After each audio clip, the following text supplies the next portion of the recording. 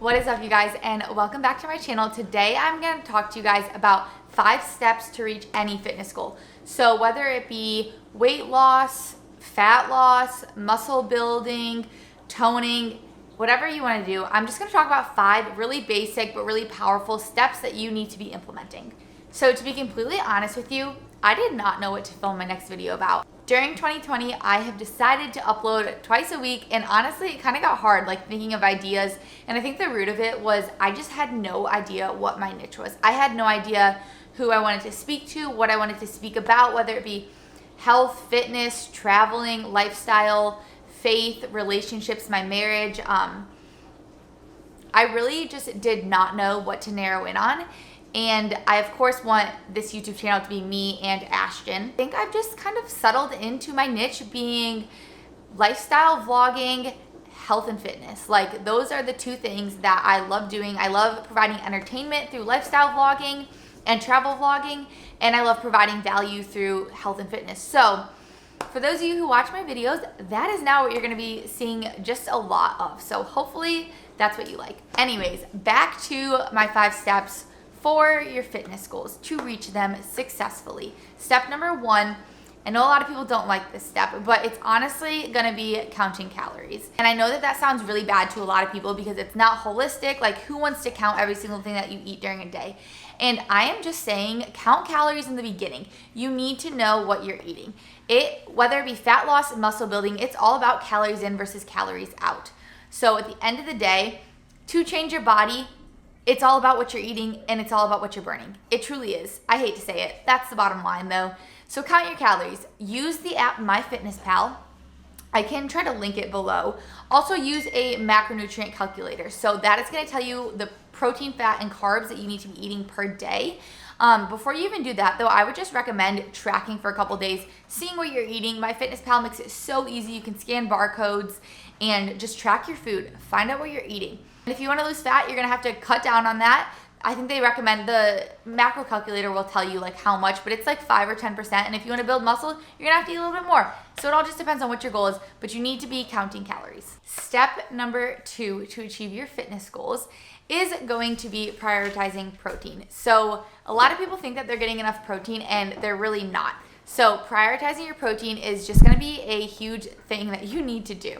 Whether that be eating more meat like chicken and beef and fish, or whether it be adding in little things like legumes and chickpeas and beans. All those things also have protein. So that is kind of where tracking your macros is super helpful, because you're not going to skip on protein if you're tracking those macros. You don't need to track forever. You just need to kind of know what you're allotted to eat in a day to reach your fitness goal. And then you don't have to track. Or something that I love to do, whether when I'm really like striving towards a certain fitness goal, whether it be bulking to put on muscle or cutting to lose some fat, I like to track like 3 days a week, like every other day track. That way it kind of just keeps me remembering what I can eat and how much I'm kind of supposed to eat, and I can kind of gauge it on my body on those days that I don't track. Tip number 3, lift heavy, okay? Lift heavy. Lift heavy, lift heavy. I don't care what your goal is, whether it's weight loss or muscle gaining, lift weights.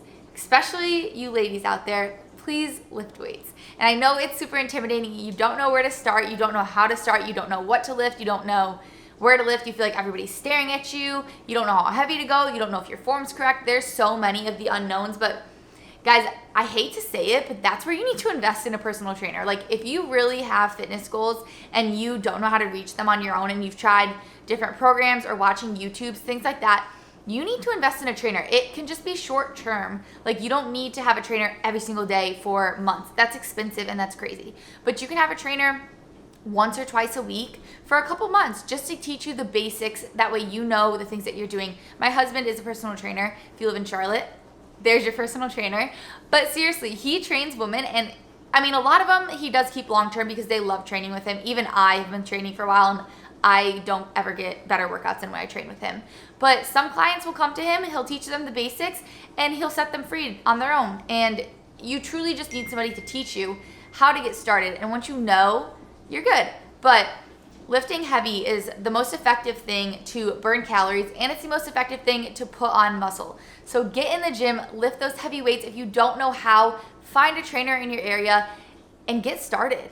When it comes to lifting heavy, you can do cardio if you want. Like, I know some people love running and they love the Stairmaster and all those things, and that's fine. I like to do them every once in a while too, but do your cardio after your lifts. So your lifts are where you want to put most of your energy. You need to be pushing yourself. You need to be lifting heavy weights, and in order to do that, you don't want to do cardio before, because cardio's kind of like, I don't want to say it's easy, but you're most likely using a machine, and whatever you set it at, you're just going to do it. Like on the Stairmaster, you can't slack off because it's moving.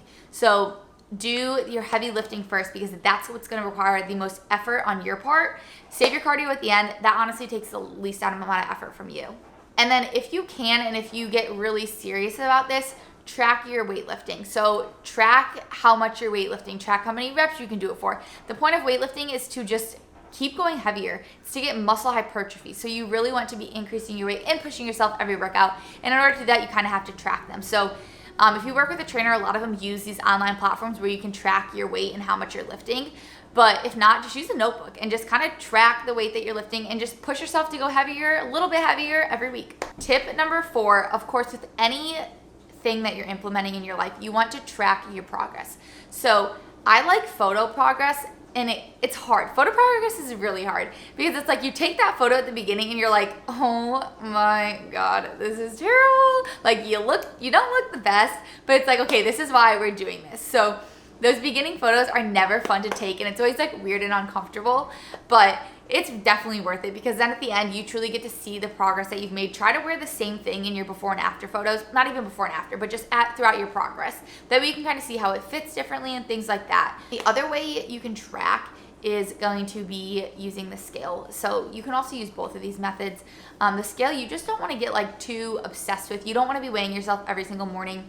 Weight fluctuates based on if you've drank any water that morning, if you're wearing clothes, if you've pooped that morning, if you've peed already that morning, if you're on your period, if you're not on your period for a woman, whether you ate a dinner that was really high in salt and now you're holding on to extra water. Your weight is just not always a reliable measurement. So I think it's good to weigh yourself maybe once or twice a week along with your progress photos, but just never harp on it. I mean, overall, this stuff, the biggest progress tracker is just going to be how you feel. Tip number 5. This is going to be super important, and it is going to be to not use motivation. Don't use motivation. Don't be like, oh, I need to find motivation to get into the gym. No, use your freaking discipline. Get your butt up, get in the gym. Don't feel motivated to not eat a piece of cake. Nobody's motivated to not eat a piece of cake. Be disciplined and be like, I don't need that. Like, I've had 100 pieces of cake throughout my life. I know what cake tastes like, and I don't need a piece of cake right now. I will eat hundreds of more pieces of cake, but right now I just don't need it. And that is just gonna make such a big difference in your fitness journey. It kind of sounds savage, but it's so true. Like, motivation is like a fire. It just kind of kindles out eventually. You can't stay motivated forever, because guess what? Some mornings I wake up, I don't want to work out. Like right now, I have to go to the gym after this. I'm tired. I really don't want to work out. But I'm not motivated to work out. I'm disciplined to work out. I know I love working out. I know how it makes me feel. I know the reward. And it's my discipline to get in the gym to work out. It's my discipline to eat healthy. And after those disciplines become such habits, you honestly enjoy them. Like, I enjoy the gym. I enjoy eating healthy. I enjoy cooking. I enjoy those things that at first really had to take discipline to do. But the end all be all is just that motivation is just gonna fade away. Motivation's not gonna last forever, but discipline will. It's the same with going to work every day.